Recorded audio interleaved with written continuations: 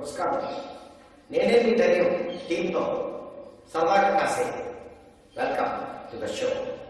అజయ్ గారు, నేనే మీ ధైర్యం ఫిలింలో మీరు సాక్షాత్తు సాయిబాబా గారి క్యారెక్టర్ వేశారు కదా.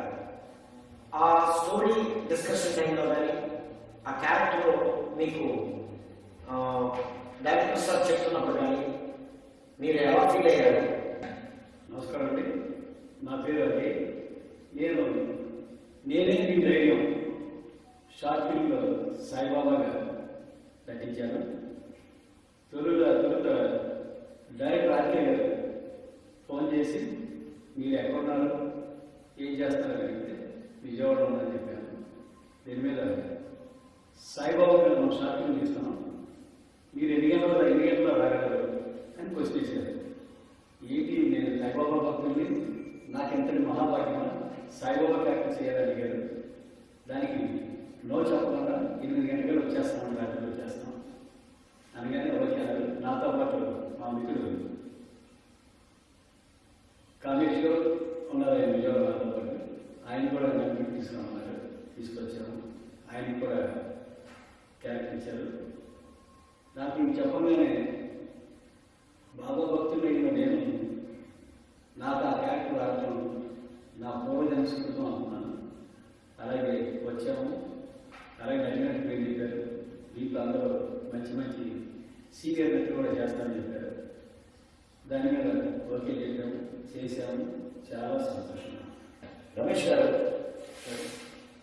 ఈ ఫిలింలో మీరు శుభ్ర పూజలు చేసే భయంకరమైన మాంత్రికుడు క్యారెక్టర్ వేశారు కదా. దాని గురించి మీ అనుభూతి ఎలా ఉందని చెప్పండి సార్.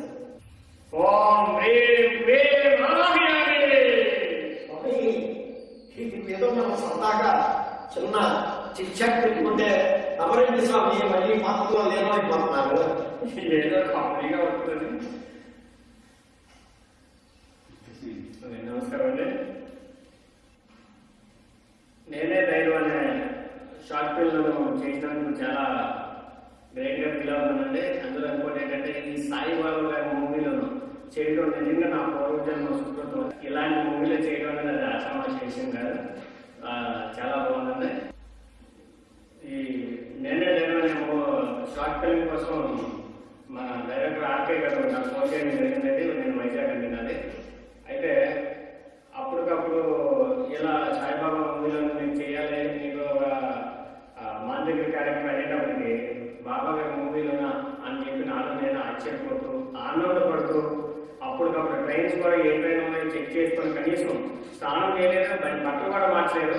ఉన్న పలంగా అలాగే బయలుదేరి వచ్చి అలాగే రైల్వే స్టేషన్లో వితిన్ సెకండ్స్లో ట్రైన్ మిస్ అయిపోవడం. ఆ ట్రైన్ ఎక్కి అలా నైట్ 11-12 గంటలకు నేను ఇక్కడ దిగడం జరిగిందండి. జరిగి రావడం వల్ల నిజంగా నాకు ఈ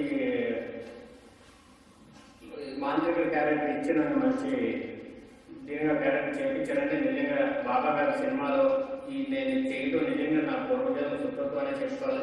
బాబా గారు నిజంగా నేను మీ అందరికీ రుణపడి ఉన్నాను. రమేష్ గారు, మీరు ఈ ఫిలింలో అద్భుతమైన నటనా చాతుర్యం చూపించి మమ్మల్ని నిజమైన భూత మాంత్రికుడిలాగా మమ్మల్ని బయటించారండి.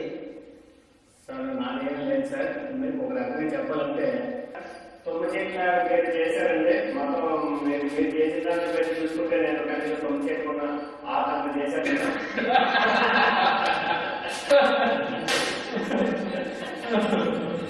మరి నిఖిల్ క్యారెక్టర్ చాలా వాల్యుబుల్ క్యారెక్టర్ అయితే అదే కదా మీరే మాట్లాడతాం.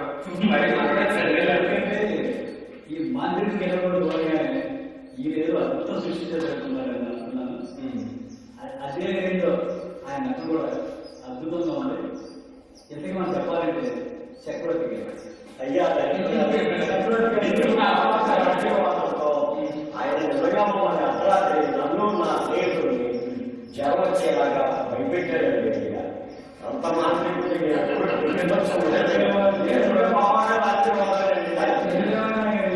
నేను సాయిబాబా క్యారెక్టర్ చేసిన, ఆయన మాంత్రిక క్యారెక్టర్ చేసిన చక్రవర్తి గారు ప్లస్ బాలాజీ గారు వీళ్ళిద్దరూ భక్తులుగా నటించమని చూపిస్తే జీవించేశారండి.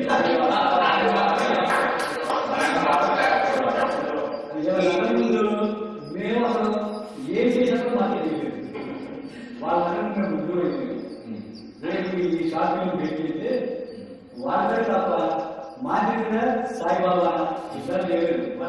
అసలు ఈ సాయిబాబా మీద నేనే మీ ధైర్యం అనే షార్ట్ ఫిల్మ్ తీయాలనే కోరిక మీకు ఎలా వచ్చింది? ఆ ఆలోచన ఎలా తగ్గింది?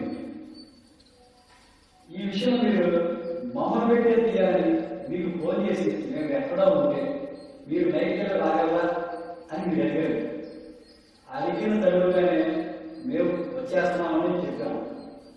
చెప్పిన తర్వాత మీ ఆలోచనకి టీవీలో చాలా సులభంగా తీశారు. ఈ ఆలోచన మీకు ఎలా వచ్చింది? నమస్కారం అజయ్ గారు. అసలు ఏంటంటే నేను హైదరాబాద్లో చేశాను, నాగపూర్లో చేశాను, విజయవాడలో చేశాను, గుంటూరులో చేశాను, వైజాగ్లో చేశాను, అనకాపల్లిలో చేశాను. ఇట్లా 2 రాష్ట్రాలు మ్యాక్సిమం కొంతవరకు కవర్ చేసుకుని వచ్చాను. కానీ షూటింగ్ నాకు ఎక్కడ కూడా పర్ఫెక్ట్గా జరిగిన విధానం కనిపించాను.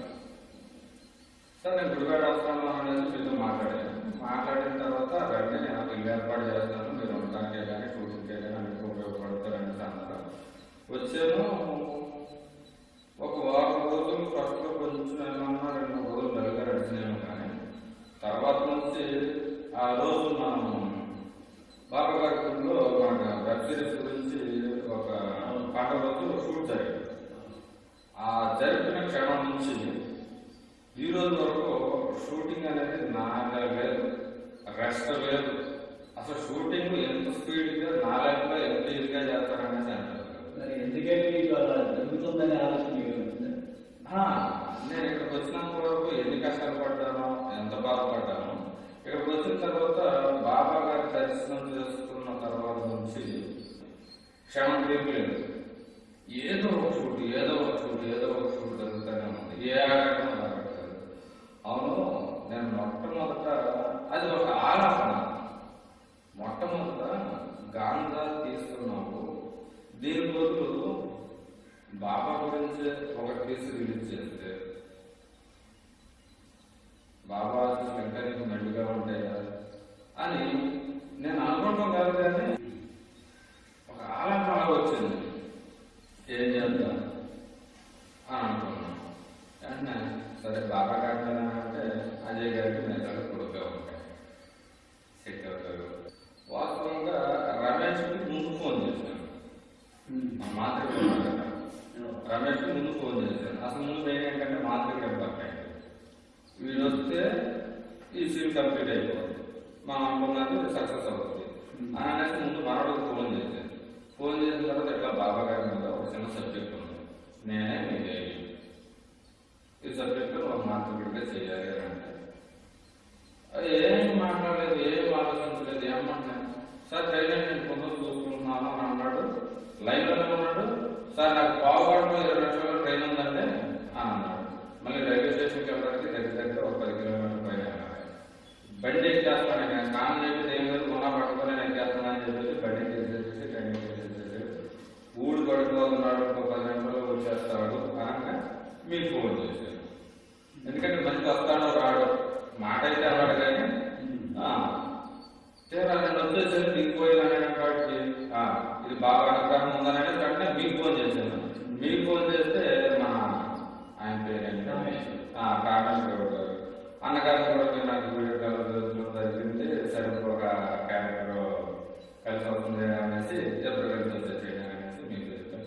ఇది తీయటానికి అంటే స్కెచ్లు, ప్లాన్లు ఇలాంటి ఏమి లేవు. ఇదంతా కూడా బాబా గారి అనుగ్రహం ద్వారా నా ఒపీనియన్ బాబా గారే చేయించుకున్నాడు అనేసి నేను అనుకుంటున్నాను. ఇప్పుడు ఏంటంటే చాలా మంది దెయ్యాలంటే భయపడ్డారు, శుద్ధ పూజలకు భయపడ్డారు, ఇలాంటివి ఎక్కువ జరుగుతున్నాయి. కాబట్టి ఈ కాన్సెప్ట్లో వర్క్ చేస్తారు అనేసి ఒక ఆలోచనతో ముందుకు జరిగింది.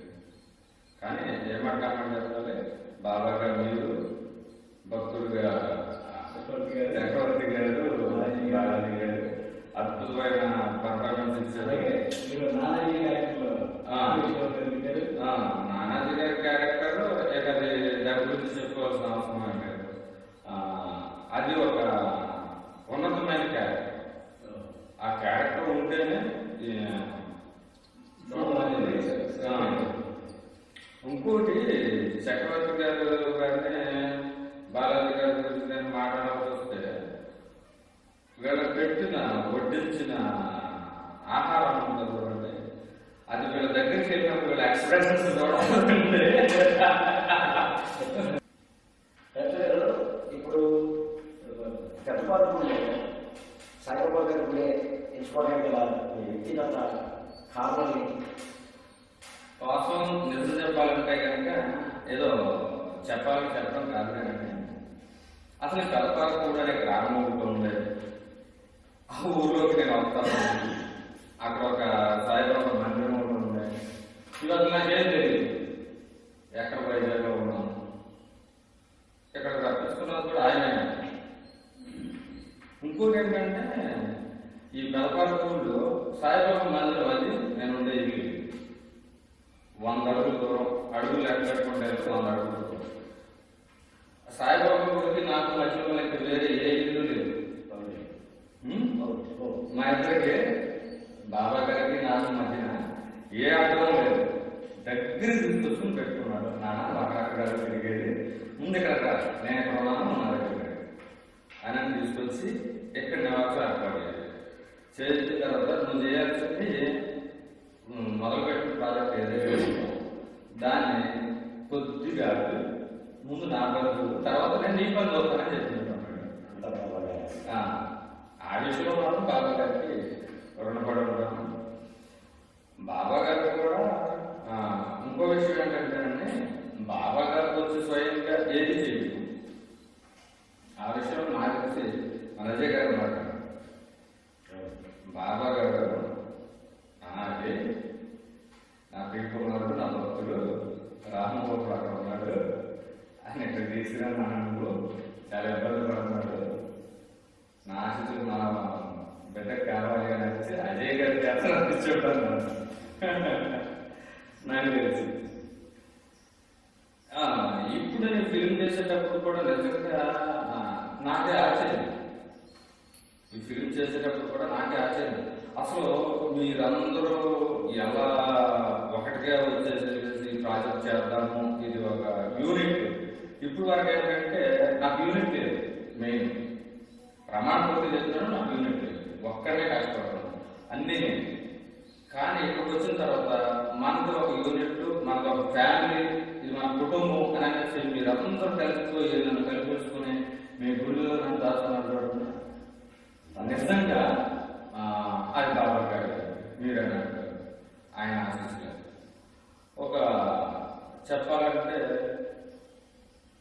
ఒక కోడి తన పిల్లల్ని తన రెక్కల కింద ఎలా దాచుకుంటున్నాం, నన్ను మీరు అందరూ కలిసి ఒక తల్లిలాగా మీ రెక్కల కింద నన్ను భద్రంగా చూసుకుంటూ టయానికి ఏం కావాలి సార్, టయానికి ఏం కావాలి గారు, టయానికి తినాలా సార్. అసలు ఈ ప్రేమ అంతా ఎక్కడ పడితే ఏమైపోతుంది, ఎక్కడ ఉందని కూడా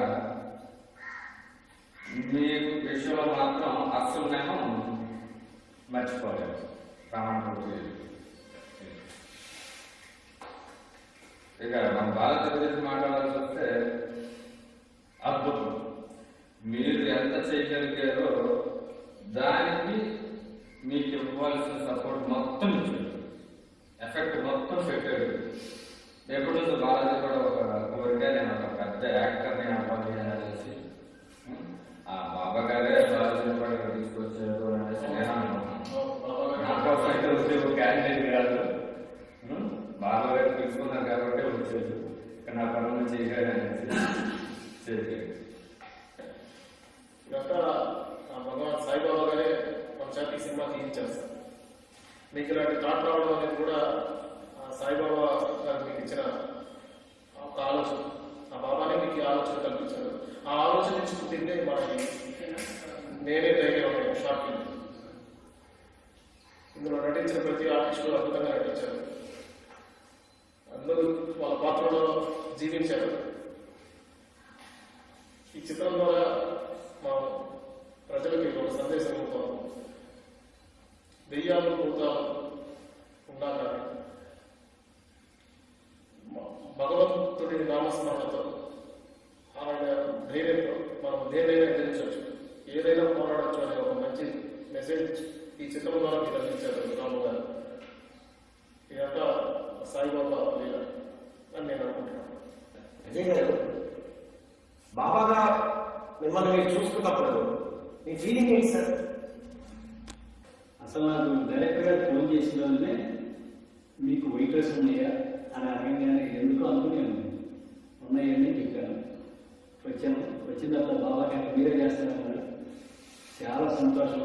ఎందుకంటే నేను కొన్నేళ్ళగా సాయిబాబా భక్తుడిని. సంవత్సరంలో 3 సార్లు గతం వెళ్ళేవాడిని. ఇప్పుడు బాబా మనకి నా మీద కోపం ఏంటో మరి నేను వెళ్ళకపోతాను 3 ఏళ్ళ నుంచి. వెళ్దాం అనుకుంటున్నాను. గతంలో నా వైపు కూడా ఆరోగ్యం బాగున్నప్పుడు మొక్కున్నాను. ఆరోగ్యం బాగిన తర్వాత కుటుంబంతో సహా ఇది బాగా దర్శించుకుని వచ్చాను. ఇప్పుడు అటువంటిది బాబా క్యారెక్టర్ మీరు చెయ్యాలి అనగానే నాలో ఒక్కసారి ఒళ్ళు ప్రకటించినాను. నేను సాయిబాబా కదా అని. అయినా సరే నేను చేయగలనా, చేస్తాను అని మనసు అనుకుని నా మిత్రుల సహకారంతో అందరి సహకారంతో నేను చేయగలను అని ఒక నిర్ణయం వచ్చి ఓకే అంటే నేను డైరెక్ట్గా చూశాను. ఆయన తీర్చారు. చాలా సంతోషం, ఆనందం. బాబా గుడిలో అడుగుపెట్టి బాబా గెటప్తో నేను అందులో అడుగుపెట్టగానే ఒళ్ళు పులకరించి బాబానే కనిపిస్తున్నాను. సో నేను బాబా క్యారెక్టర్లో ఉన్నాను.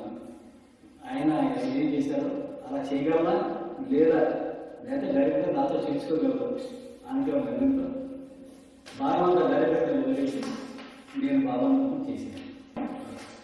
బాబా గారు పెట్టినటువంటి గుర్తొచ్చింది. డైరెక్టర్ సార్, ఈ క్వశ్చన్ మీకే సార్. లేదు సార్, అసలు మీరు అంత బాగా చేయించుకున్నారు మీరు అజయ్ గారితో బాబా వేషంలో. మరి మీరు ఫైనల్ గా వచ్చినప్పుడు అన్నిగా భావించారు. నా మనసులో మాట్లాడుతున్నారు. మేబీ ఇది కూడా బాబా గారు అనిపిస్తున్నారేమో. బాబా గారికి స్వయంగా మీరు ఆరతి ఇప్పిస్తూ జరిగినాక మరి పూజ గారితో మరి అదే వేషకాలు వేసి అంత బాబా రూపం మనకి కళ్ళ ముందు చూపించిన ఆ అజయ్ సార్కి మీరు ఎందుకు ఆనందించలేకపోయారు? ఇప్పించలేకపోయాను అనేది ఇప్పించాలంటే ఇప్పించవచ్చు. కానీ నా ఆలోచన ఏంటంటే మనిషి మనిషి, దేవుడు దేవుడు. ఇప్పుడు మనిషిని నేను మనిషిలాగానే చూస్తాను, దేవుడిని దేవుడిలాగానే చూస్తాను. కానీ దేవుడు మనిషి రూపంలో మనకు సాయం చేస్తాడు. అది ఏ కష్టకాలంలో కావచ్చు, ఎక్కడైనా సరే. నేను ఇచ్చే విలువ ఇక్కడ ఎవరికి ఇవ్వాలి?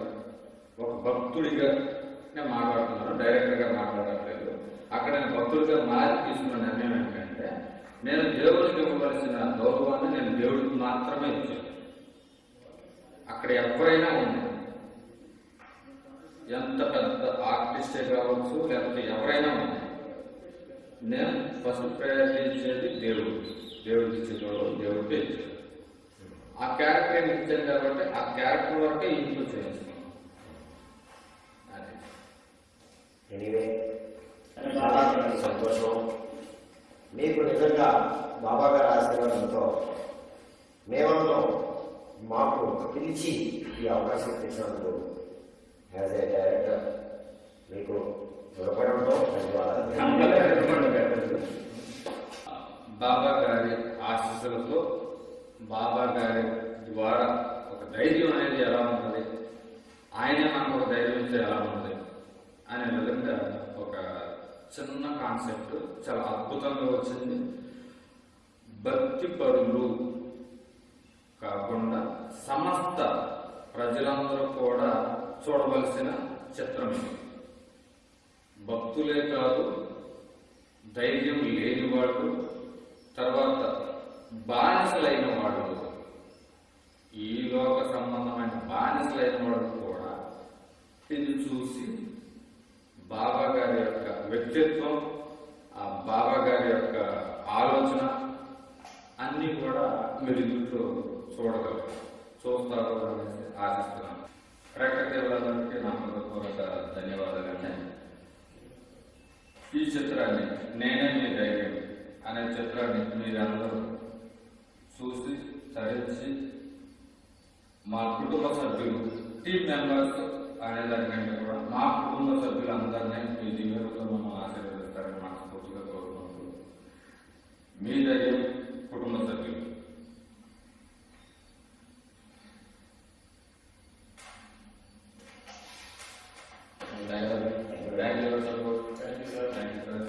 Thank you sir. పనులు మాట్లాడుతుంది. ఒక చిన్న విన్నపం అండి ప్రేక్షకులకి.